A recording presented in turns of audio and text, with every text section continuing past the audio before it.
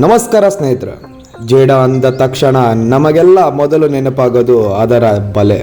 ಆದರೆ ಪ್ರಪಂಚದಲ್ಲಿ ಬಲೆ ಎಣೆಯದೆ ಕೇವಲ ತನ್ನ ಗಾತ್ರ, ಮೈಮೇಲಿನ ಕೂದಲು ಮತ್ತು ವಿಲಕ್ಷಣ ಸೌಂದರ್ಯದಿಂದಲೇ ಜನರ ಗಮನ ಸೆಳೆದಿರುವ ಅದ್ಭುತ ಜೀವಿ ಎಂದರೆ ಅದು ಟೆರಂಟುಲಾ.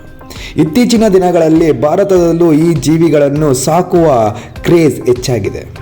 ಆದರೆ ಇವುಗಳನ್ನು ಸಾಕುವುದು ಹೇಗೆ? ನಮ್ಮ ದೇಶ ಕಾನೂನು ಏನು ಹೇಳುತ್ತೆ? ಇವುಗಳಿಗೆ ಏನು ಆಹಾರ ಕೊಡಬೇಕು? ಈ ಎಲ್ಲ ಪ್ರಶ್ನೆಗಳಿಗೆ ಇವತ್ತಿನ ವಿಡಿಯೋದಲ್ಲಿ ನಾನು ನಿಮಗೆ ಉತ್ತರ ನೀಡುತ್ತಿದ್ದೇನೆ. ನೀವೇನಾದರೂ ವಿಭಿನ್ನವಾಗಿರೋ ಪ್ರಾಣಿಗಳನ್ನು ಇಷ್ಟಪಡುವವರಾಗಿದ್ದರೆ ಈ ವಿಡಿಯೋ ನಿಮಗಾಗಿ ಪೂರ್ತಿಯಾಗಿ ನೋಡಿ. ಮೊದಲನೇದಾಗಿ ನಾವು ತಿಳಿಯಬೇಕಾದದ್ದು ಕಾನೂನಿನ ಬಗ್ಗೆ. ಭಾರತದಲ್ಲಿ ಟೆರಂಟುಲಾ ಸಾಕುವ ಮೊದಲು ಈ ವಿಷಯ ನೆನಪಿರಲಿ. ನಮ್ಮ ಕಾಡುಗಳಲ್ಲಿ ಅಥವಾ ಹಳ್ಳಿಗಳಲ್ಲಿ ಸಿಗುವ ಇಂಡಿಯನ್ ಆರ್ನಿಮೆಂಟಲ್ನಂತಹ ಸ್ಥಳೀಯ ಟೆರಂಟುಲಾಗಳನ್ನು ಹಿಡಿಯುವುದು ಅಥವಾ ಸಾಕುವುದು ವನ್ಯಜೀವಿ ಸಂರಕ್ಷಣಾ ಕಾಯ್ದೆಯ ಅಡಿಯಲ್ಲಿ ಅಪರಾಧ. ಆದರೆ ವಿದೇಶಿ ಮೂಲದ ಅಂದರೆ ಮೆಕ್ಸಿಕನ್ ಅಥವಾ ಬ್ರೆಜಿಲಿಯನ್ ಮೂಲದ ಜೇಡಗಳನ್ನು ಸಾಕಲು ಕಾನೂನಿನಲ್ಲಿ ಅವಕಾಶವಿದೆ. ಆದರೆ ಇದಕ್ಕೂ ಮೊದಲು ನೀವು ಸರ್ಕಾರದ ಪರಿವೇಶ್ ಪೋರ್ಟಲ್ನಲ್ಲಿ ನಿಮ್ಮಲ್ಲಿರುವ ವಿದೇಶಿ ಜೀವಿಗಳ ಬಗ್ಗೆ ಮಾಹಿತಿ ನೀಡಿ ನೋಂದಾಯಿಸಿಕೊಳ್ಳುವುದು ಈಗ ಕಡ್ಡಾಯವಾಗಿದೆ. ಯಾವಾಗಲೂ ಅಧಿಕೃತ ಬ್ರೀಡರ್ಸ್ಗಳಿಂದಲೇ ಇವುಗಳನ್ನು ಖರೀದಿಸಿ ಮತ್ತು ದಾಖಲೆಗಳನ್ನು ಸರಿಯಾಗಿ ಇಟ್ಟುಕೊಳ್ಳಿ. ಇನ್ನು ಇವುಗಳ ವಾಸಸ್ಥಾನದ ವ್ಯವಸ್ಥೆ ಬಗ್ಗೆ ಮಾತಾಡೋಣ. ಟೆರಂಟುಲಾಗಳಿಗೆ ನಾಯಿ, ಬೆಕ್ಕುಗಳ ತರಹ ದೊಡ್ಡ ಜಾಗದ ಅವಶ್ಯಕತೆ ಇಲ್ಲ. ಅವುಗಳಿಗೆ ಒಂದು ಸಣ್ಣ ಪ್ಲಾಸ್ಟಿಕ್ ಅಥವಾ ಗಾಜಿನ ಪೆಟ್ಟಿಗೆ ಸಾಕಾಗುತ್ತದೆ. ಜೇಡಗಳ ಕಾಲುಗಳ ಅಗಲಕ್ಕಿಂತ 3 ಪಟ್ಟು ದೊಡ್ಡದಾದ ಪೆಟ್ಟಿಗೆಯನ್ನು ಆರಿಸಿ ಪೆಟ್ಟಿಗೆಯ ತಳಭಾಗದಲ್ಲಿ 3 ಇಂಚಿನಷ್ಟು ತೆಂಗಿನ ನಾರಿನ ಪುಡಿ ಅಂದರೆ ಕೋಕೋಪೀಟ್ ಅನ್ನು ಹರಡಿ. ಇದು ಪೆಟ್ಟಿಗೆಯ ಒಳಗೆ ತೇವಾಂಶವನ್ನು ಕಾಪಾಡಲು ಸಹಾಯ ಮಾಡುತ್ತದೆ. ಇವುಗಳಿಗೆ ಅಡಗಿಕೊಳ್ಳಲು ಒಂದು ಸಣ್ಣ ಮರದ ತೊಗಟೆ ಅಥವಾ ಮುರಿದ ಮಣ್ಣಿನ ಮಡಕೆಯ ಪೀಸನ್ನು ಒಳಗಡೆ ಇಡಿ. ಅಂದರೆ ಹೈಡಿಂಗ್ ಪ್ಲೇಸ್ಗಾಗಿ ಒಂದು ಹೈಡಿಂಗ್ ಇಡಿ.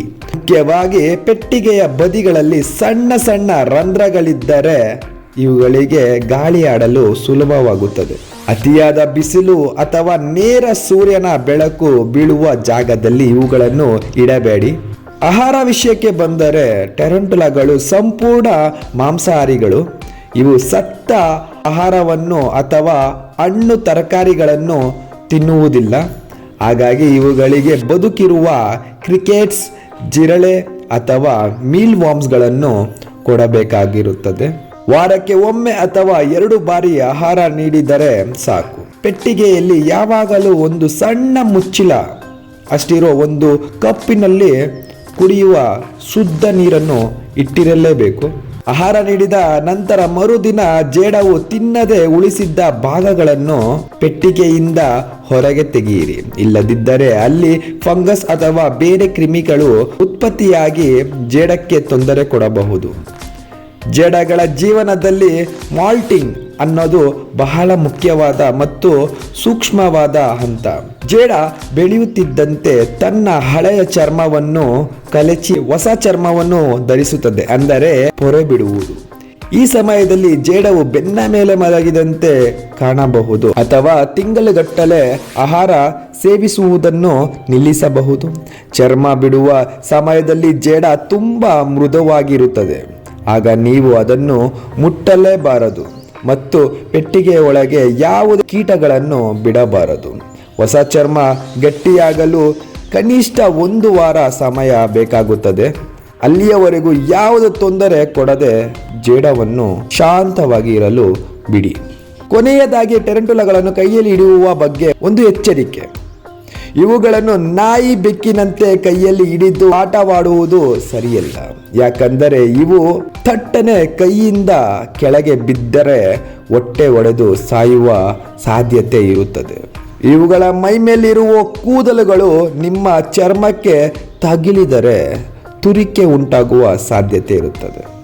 ಟೆರಂಟುಲಾಗಳನ್ನು ನೋಡಲು ಮತ್ತು ಅವುಗಳ ವಿಭಿನ್ನ ಚಟುವಟಿಕೆಗಳನ್ನು ಗಮನಿಸಲು ಮಾತ್ರ ಸಾಕಬೇಕು. ಸರಿಯಾದ ಕಾಳಜಿ ಮತ್ತು ಪ್ರೀತಿ ನೀಡಿದರೆ ಇವು 10 ವರ್ಷ ನಿಮ್ಮ ಜೊತೆ ಇರುತ್ತವೆ. ಈ ಥರ ವಿಭಿನ್ನವಾದ ಅನಿಮಲ್ಸ್ ಅಂದರೆ ಪ್ರಾಣಿಗಳನ್ನು ಸಾಕಬೇಕಾದರೆ ನೀವು ವಿಸಿಟ್ ಮಾಡಬೇಕಾಗಿದ್ದ ಜಾಗ ಕರ್ನಾಟಕ ಅಕ್ವೇರಿಯಂ. ಸೊ ಎಲ್ಲ ಡೀಟೇಲ್ಸು ನಮ್ಮ ಅಂಗಡಿಯ ಡೀಟೇಲ್ಸು ನಿಮಗೆ ಕೆಳಗೆ ಡಿಸ್ಕ್ರಿಪ್ಷನಲ್ಲಿ ಸಿಕ್ಬಿಡುತ್ತೆ. ಸೊ ಮಿಸ್ ಮಾಡದೆ ಬನ್ನಿ. ನಿಮ್ಮ ಮೊದಲನೆಯ ಪೆಟ್ ಇಲ್ಲದಿದ್ದರೆ ನಿಮ್ಮ ಕಲೆಕ್ಷನಲ್ಲಿ ನಮ್ಮ ಅನಿಮಲ್ ಕೂಡ ಸೇರಿಸಿಕೊಳ್ಳಿ.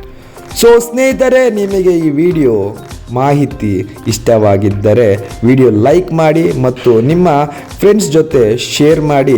ಇಂತಹ ಇನ್ನಷ್ಟು ವಿಭಿನ್ನ ಪ್ರಾಣಿಗಳ ಬಗ್ಗೆ ಮಾಹಿತಿಗಾಗಿ ನಮ್ಮ ಚಾನಲ್ ಸಬ್ಸ್ಕ್ರೈಬ್ ಮಾಡೋದು ಮರಿಬೇಡಿ.